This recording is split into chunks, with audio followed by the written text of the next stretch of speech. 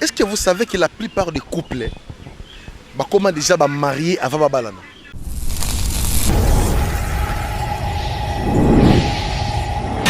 Parenthèse moussou. Moi, si on va sans autres, excusez-moi pour le nom. Et comme à un moment où il faut libérer ses mons, l'état de jouissance, c'est ce qu'on appelle l'orgasme. Batuba loba kabama loba, il y a alliance. Ce sont des parties des alliances.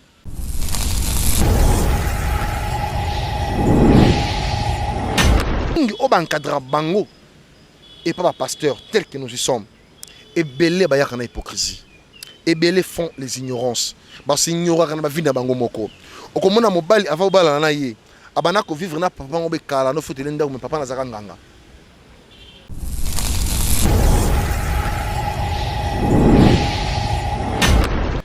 Pourquoi? Et zana ba tumusu ba sala ba pacte de l'alliance. Na maloba oyo. Il faut faire très attention avec le langage.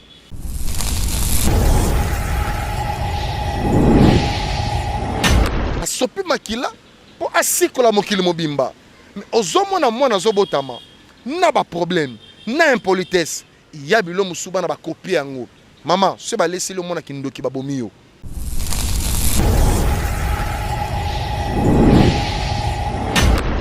Bible écoute de Zoloba, vous reconnaîtrez un bon arbre hein, par leurs fruits.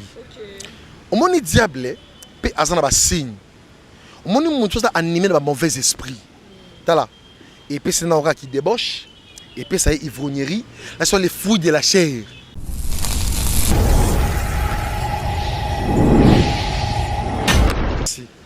Au monde aujourd'hui vraiment mon bali aux semence yanganga.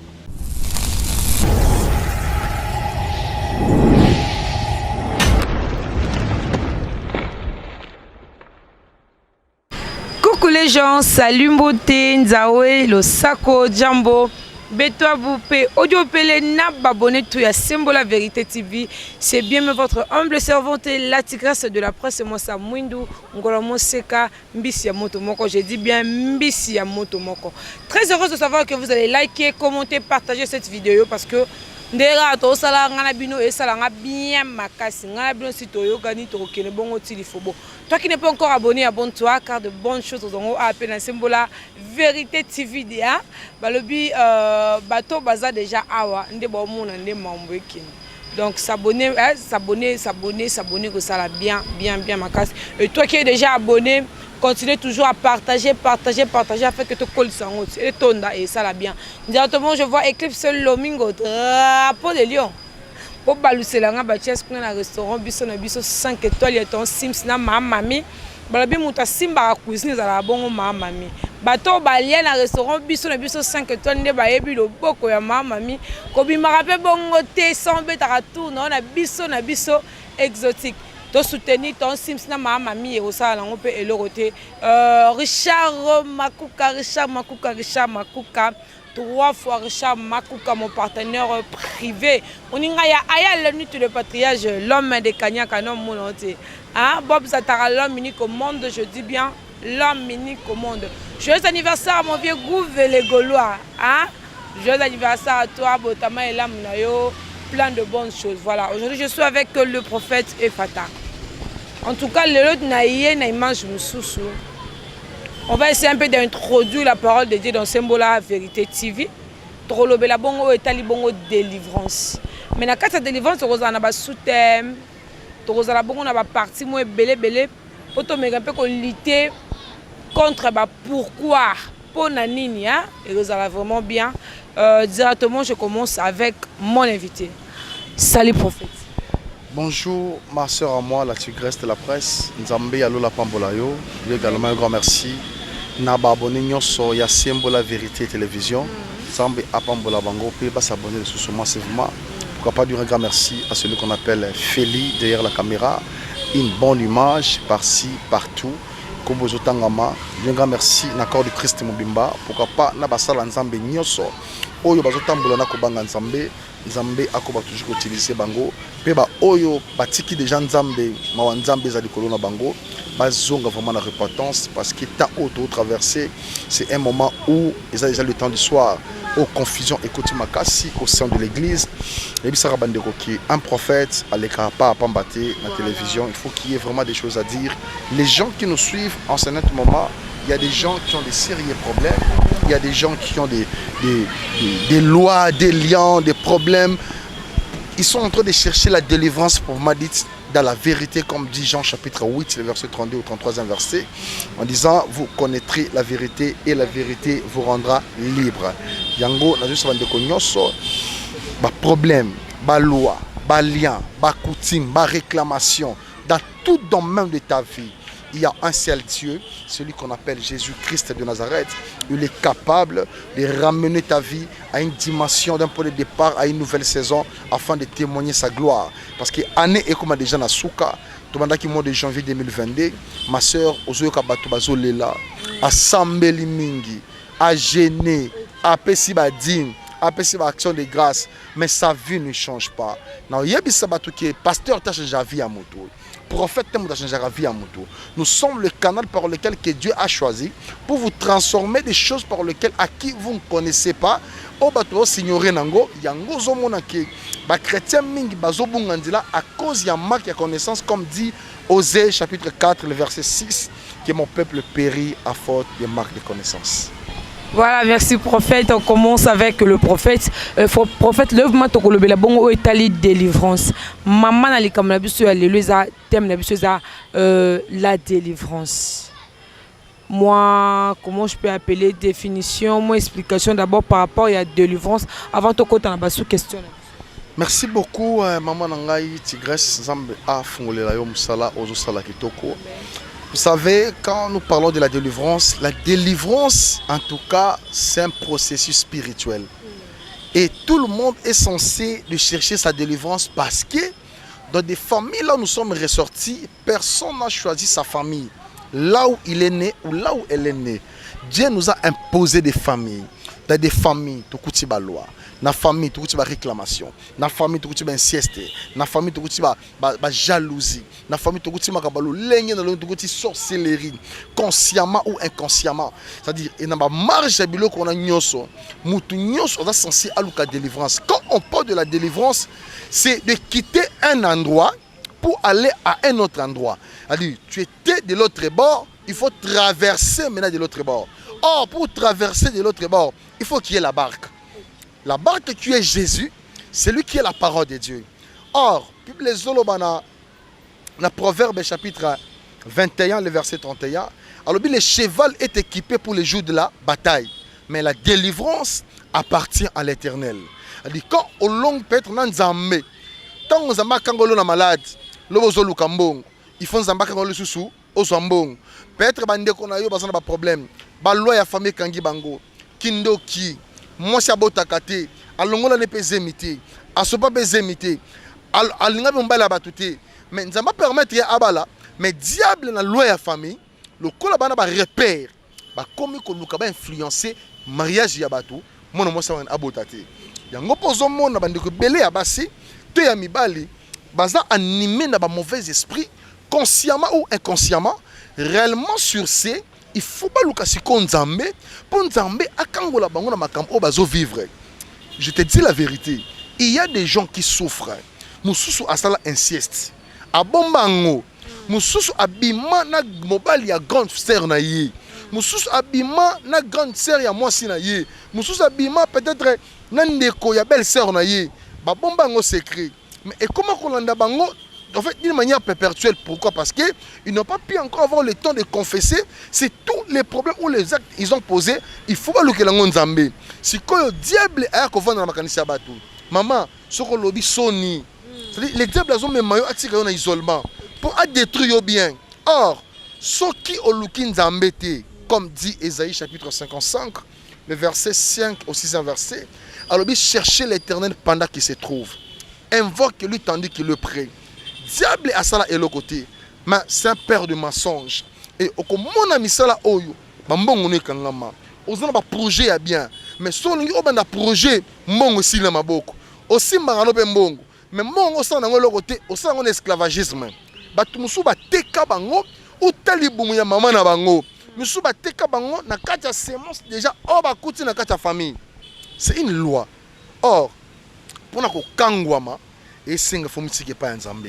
Parce que ebele abato bazoko ka komitika na présence de nzambe te parce que mitema na bango ngomi convaincu te pour baluka délivrance. Sokotangi Apocalypse chapitre 3 le verset 18 au 21 verset. Alors voici je me tiens à la porte et je frappe. Celui qui attend ma voix ouvre sa porte. J'entrerai chez lui, je mangerai avec lui et lui avec moi. Je soupirai même avec lui. Nazomi tout na ba question. Nzambe o ya keli likolo na se pour akota na vie en mutu. Azo frapper dans la porte. Cela veut dire quoi? Les sons de la trompette, mutu nyo c'est mutayo reçoit la trompette. C'est lui qui a reçu la sémence du Saint-Esprit. C'est lui qui est affermi à koyoka so ya trompette parce que les oloba, je connais mes brebis et mes brebis connaissent ma voix. C'est-à-dire nata oyo soki yo tebiti oluka nzambe mais diable pas contre na vie en mutu. Azana besoin abeta koko côté. Il suffit à ta porte izé ko fungwama. Azobenga ngo ndaku na yi. Alobi na Luc, docteur Luc chapitre 11. Alobi si un esprit impur quitte un corps, abimi akei, il parle de l'île aride pour chercher 7 autres esprits plus forts que lui pour bazonga na ndako na bavanda. Yango omona esprit ezo nimi mona moya muki akoma impoli. Il faut luka délivrance. Ozo mona esprit moko ya kindumba et l'attendre comme ya mwasi. Oui, mibela kitoko balandaka ye, mais moko te atiko beteli sola libala. Pourquoi? Parce que esprit na ye, ya diable pardon, ezo adapté ko utiliser forme ka oza nzoto, mais esprit ne ezo utiliser. Ozo mona moi si akomane numba trouver un normal. Mais or, il faut aluka délivrance pour na vie na ye, na musala, na ba classe, na mbongo, na domaine nyonso ya vie. Il faut aluka lango délivrance parce que nzambe a besoin na biso pour akangola ba vie na biso. Voilà, nzamba a besoin de biso pour kangola ba vie na biso. Prophète lelo oyo, on n'arrive pas à comprendre bana oyo bazo botama, baleki na biso, bana na biso lelo tozomona apparemment baza beaucoup plus attaqué na diable. Tout le monde a bana lelo bazo beba, bana bazo kufa. En tout cas, phénomène oyo ko perdre bana ezolanda na moi trop. Toyebite qu'est-ce qui est à la base? Bana bazo na bana bazo ba délivrance te ou soit ezana eloko moko yo sala que bana ba bebaka, bana ba kufaka, on n'arrive pas à comprendre. Merci beaucoup ma sœur. Déjà na fondamental na yebiso eloko moko nzambe atinda jamais mutu na sena mo sa promesse. Tout le monde est né avec une promesse bien précise et bien prédisée, avec le temps fixé par lequel promesse wana nzambe yemo akokisango na volonté na nzambe. Mais sokotangi Psaume chapitre 127. Les zoloba, les enfants sont des bénédictions. Ils sont comme des flèches qui sont protégés d'un carcan des guerriers. Et qui pourra l'arracher? C'est-à-dire, ils ont force et la jeunesse. Mais aux hommes, on a pas influencé. Pourquoi? Mingi baza envoûté. Aux hommes, on repère un exemple. L'un des fruits de la sorcellerie, c'est l'impolitesse. Vous comprenez? C'est-à-dire, moi, c'est normal. Si on a la famille, azalaki bazo berceye, azo le maternel, azo kola, mais problème ezanine, mais sous ba ramasser mais sala ya mabe dès leur naissance. Bandeko bazo na biso bakozwa Ésaïe chapitre Ézéchiel chapitre 16 le verset 1er au 4e verset, j'ai la parole du Seigneur. Yoka, allo biboé. La parole de l'Éternel me fit adresser en ces mots: Fils de l'homme, fais connaître à Jérusalem ses abominations. Tu diras, ainsi parle le Seigneur, l'Éternel à Jérusalem, par ton origine et ta naissance, tu es du pays de Canaan, ton père était un Amoréen et ta mère est une Étienne. À ta naissance, au jour où tu n'as quitté ton nombril, n'a pas été coupé, tu n'as pas été lavé dans l'eau pour être purifié, tu n'as pas été frotté avec du sel, tu n'as pas été enveloppé dans des linges, ni n'a porté sur toi, c'est-à-dire, ni n'a porté sur toi un regard de pitié. Moutoumoko ayo kila mawate. Tala, na qui passe dans mon thème, bande moi basi bazo discuter. Je sais que non, au salangé l'autre côté, oye passe bakuna mutolu nangate. Na seki, na bi oh, mais yo tongo zala ki mona muke, passe bakuna mutolu, passe bakate lango. Oye bité.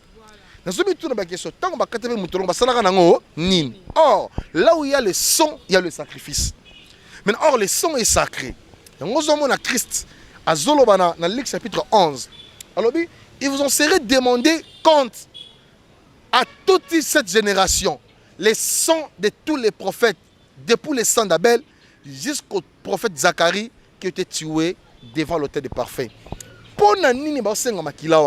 Parce que le sang est sacré. Et Christ, pour racheter l'humanité, il a aspergé son sang sur la croix. Et qu'est-ce qu'il a dit? Tout est accompli. A sopi makila pour asikola mokili mobimba. Mais ozomona mwana zobotama na ba problème, na impolitesse. Il y a bilo musuba na ba copie yango. Maman, ce ba laisser le mwana kindoki ba bomio. Parce que makambo o ba pesaka bango lokola ba condition na mona ténèbres. Ba posaka ba acte fictif inconsciemment. Après avoir posé acte, ozomona mwana conseil zonga après. Abomi papa na ye, tamsuyi azana origine. Ya okanga misala papa na ye maman ki libosote et nako parafe eloko moko.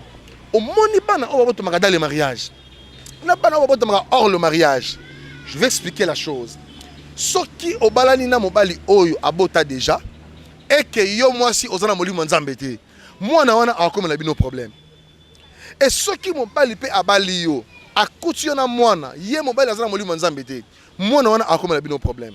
Parce que tango yo bandaka kobota, ye bandaka kobota bana ye, bana na bakoyi bandoki. Or, église eza place oyo bana miki faut pas la régénérer, bakangwama, il y a pas la plus grande richesse et que la bana sous eza parole nzambe te. Mais Bible les autres va laisser les petits enfants venir à moi parce que le royaume des cieux est comparable aux petits enfants.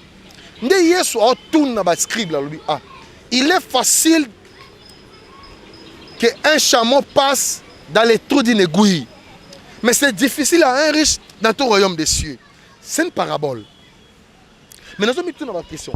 Pourquoi ma maman a une réaction au banaming, na bandoto, babimaka na sapongi, misusu, mona comme impoli. Ozo répondre mon kolo ndire muninga na ye. Or, l'éducation aussi a une marge na kati ya famille. Pour ceux qui vous abotami na famille, ils ont sobriqué.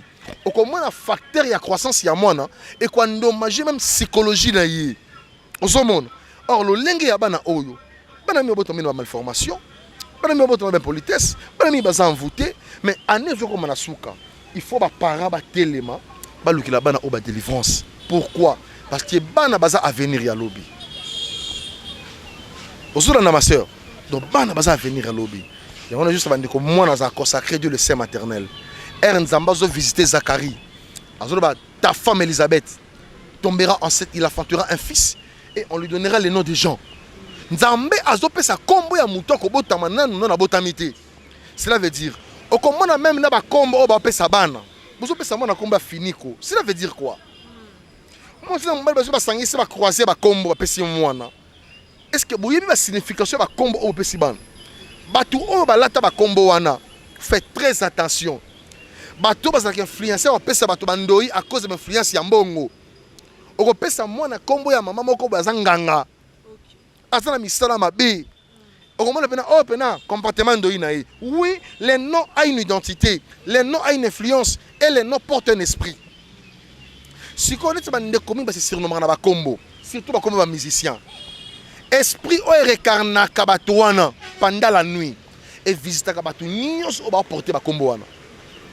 Osomon, c'est-à-dire devant une totem, il y a un esprit. Il faut faire très attention. Nous tous benga bande ko ba sona biso. Ba to bondi l'ensemble pour na bana na bango, ba renouveler alliance na kati na nzambe pour na bana, nzamba kango la bana na bango, bana ba kola bien, bana ba bika ba na problème, bana ba longa na ba malade, bana ba longa na ba envoûtement pour tout venir bonner na nzambe tout en 2023. Non, comme on a Yesu, na Kenya. Voilà, prophète, mais il y a encore un petit problème. Lelo, to comment on a lelo, mutu, ayebi nzambe, azwa baptême, ayamba Jésus-Christ comme Seigneur, on dit quoi, comme Seigneur et Sauveur. Mais quand la même personne wana a Bali, boye pe l'église, bo pambo libala na bango. Mais ba konti na katanda kuna bango ya libala, ba comme kokuta na ba problème. Oh non, ba faut pas passer na délivrance. Est-ce que mutuo déjà azalaka déjà na se ya makolo ya un pasteur ou alandelaka ye ou soit bato babani devant église, devant ba pasteur na miso nyonso ya nzambe est-ce que ezosenga bango lisusu délivrance ou soit délivrance wana bozalaka na pouvoir ya kosala yango avant mariage te ou comment? Merci beaucoup ma soeur, on a éclairci et le moko pour la question oyo. Est-ce que vous savez que la plupart des couples comment déjà mariés avant babalana? C'est-à-dire même pas fiançailles. Bazaka na copinage. Copain copine mais comment vivre le coup la babalana déjà? C'est-à-dire, je me suis posé la question. Vous savez, ndenge to uta na ba famille na biso, chaque famille ils ont un problème nango. Nga sone ko ba na famille na yo, nga na problème nanga. Famille na yo pe, ba na problème na bango. Mais tango to kutani, peut-être na famille ya bandeko baloba ke non basi bako bala te na facilité. Peut-être na famille baloko mimbali bako bota te na facilité, bako so misala te. Yango monaki, bato ba balani ka bango pa musala mbale kufi. Bato balani ka be pa mo sa zemi sopani. Oh, on se poser la question. To azui zemi aboti, mais aboti sous forme de mongol. To aboti ban obana ba dépression mentale. Ozomona mbali azomituna ba question na famille na biso makambo ezalaka te. Mais moi si on a bali aboti mona ya bondenge nini. Allez-y comprendre. Batu mingi oba encadra bango et pas pasteur tel que nous y sommes. Et belé ba yakana hypocrisie. Et belé font les ignorances. Ba si ignora kana ba vie na bango moko. Okomona mobali ava obala na ye. Abana ko vivre na papa ngobe kala no fotele ndako me papa na zaka nganga. Esprit ya papa wana ekobanda kozongela yo. Yango zomona même ba mari de nuit. Ba yaka ndenge nini. Mobali mwasi wana obali abana ko vivre na ndeko moko boye, azaka peut être musicien. Ah mon Dieu merci. Au moins ban ozo vivre na mobali ozo semence ya nganga. Mais bon kabwana na bino ba ina persi. Akenda na yo pokena yo. Oluka ba délivrance te loko bana oli ambongo. Nzamba sunge beaucoup de mbele malonga po bala.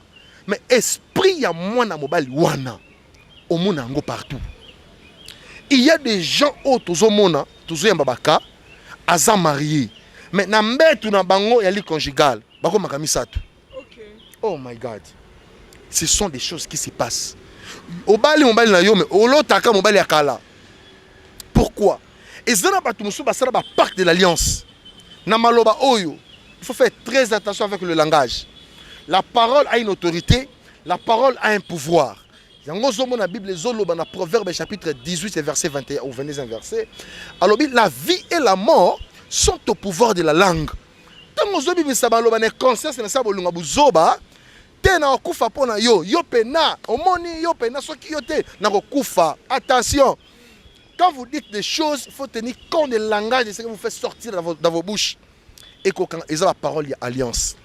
Bato mususu ba lobela mama loba na sia orgasme. Oh, na fond sur parenthèse mususu. Moi si na mbala so ba sangisa nzoto, excusez-moi pour le nom. Et comme à un moment où il faut moment la libérer sémence. L'état de jouissance, c'est ce qu'on appelle l'orgasme. Bato ba loba ka ba maloba ya alliance, ce sont des pactes des alliances. Oh bato ba salaka, mi tourne ba question. Au sangisa banzoto na bali combien? Au sangisa banzoto na basi combien? Au vana pe kimia otika. Au luki lango délivrance te, au confessa te, au jumo si ya sikato mobali ya sika. Il faut bon présenter un peu nzambe, bon lek na ba délivrance, bon de la pire et agréable. Mais aux hommes naka lo yenge kilelo, abala ka ba moni abali. C'est pour cela aux hommes na ba foyer beleza na ba problème. Moi si abala, mais azana mari de nuit. Mobali abala moi si, mais ana femme de nuit. Yango zo mona kati ya couple, ba problème na ba problème. Beaucoup banda projet bolo, mais soki mbongo ye quand de continent ndako. C'est-à-dire moi ça va besoin que les sous-soutés. Moi la combien teti. Moi là moi c'est ce qui est sous-soutés. A comment teti ezayete, c'est tout un esprit. Oh esprit wana, il faut que lango délivrance. Si comme ils sous besoin que lango soni. A comment ndakolo bango ndenge nini. A comment ndakolo bango ndenge nini, que lango soni. Nazo mi tout na ba question Seigneur mon Dieu. Ceux qui veulent que lango délivrance té. Nani yango akotelema aluki la bino délivrance. Yango de so bandeko oyo o bazo vivre na sa ba ignorance, ba osala ba pacte de sang, mais so basali ba pacte de l'alliance. Bazo ki sandi ba melani makila. Te nazo mi tout na ba question ba tololenge oyo. Pona nini te ba luka nzambe. Nzamba kango ba vinga bango, pe afongola mabota na bango, nzamba apesa bango kimia.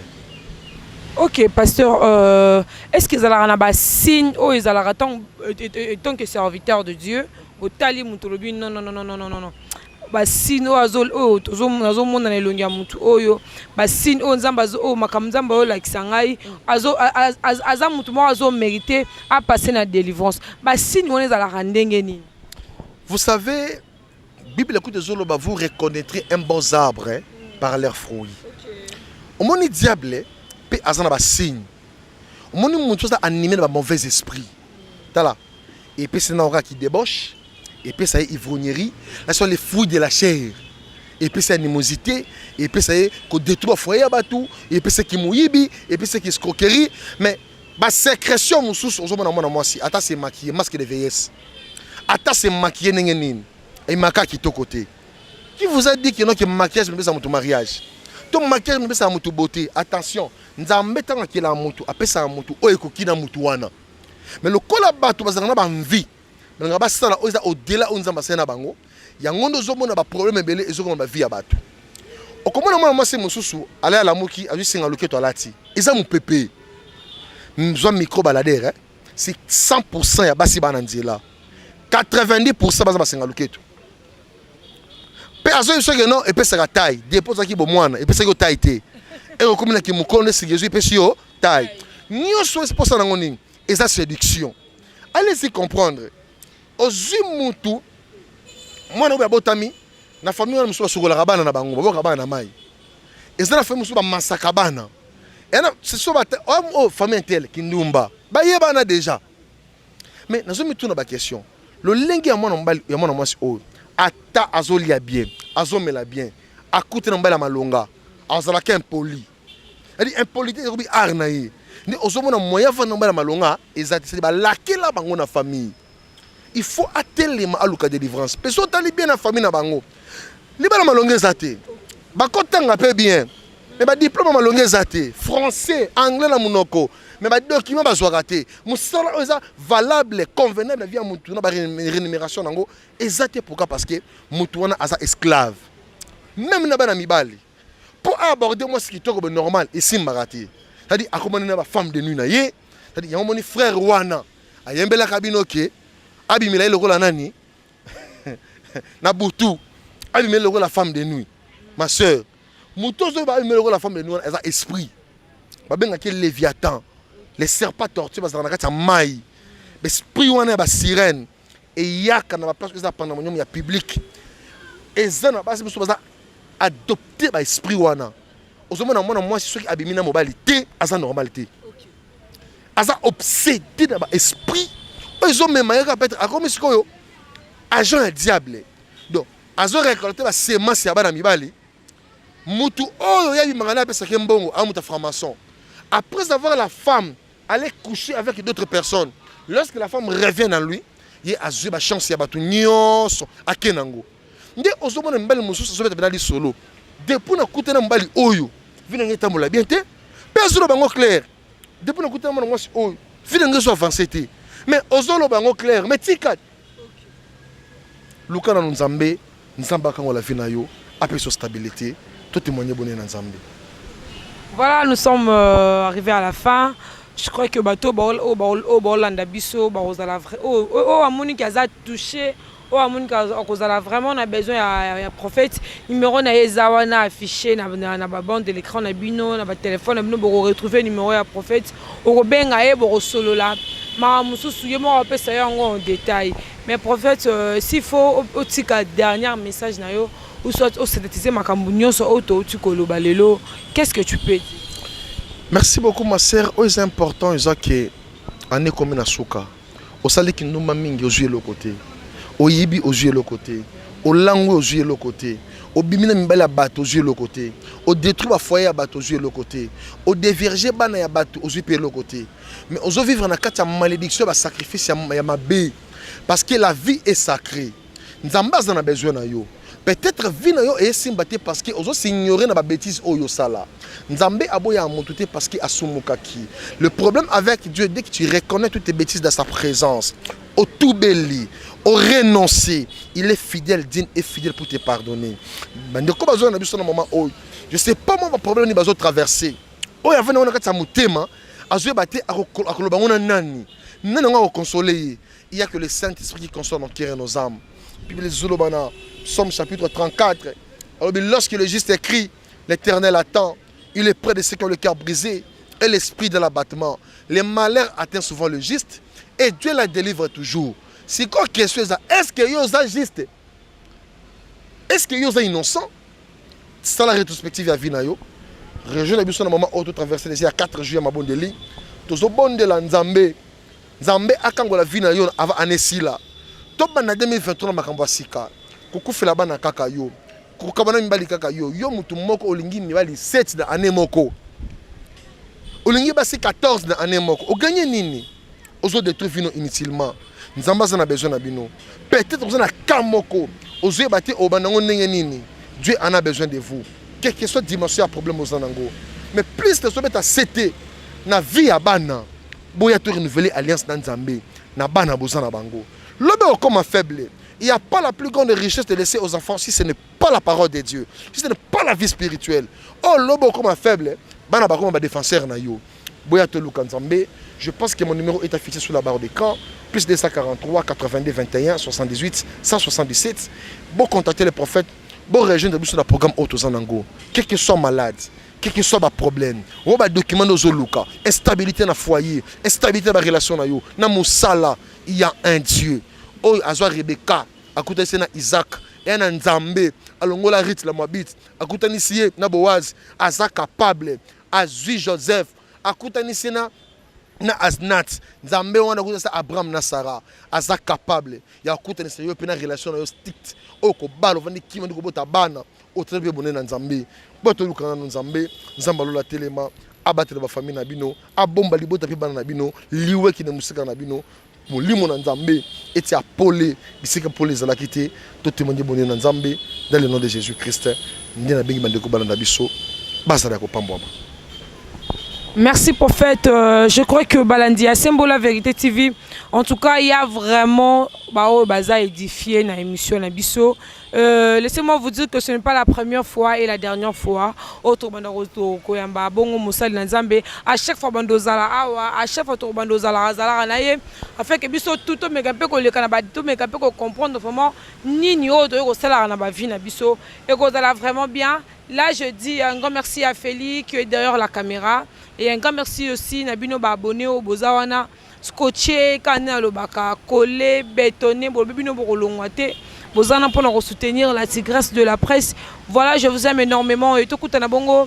À la prochaine, bisous, bye.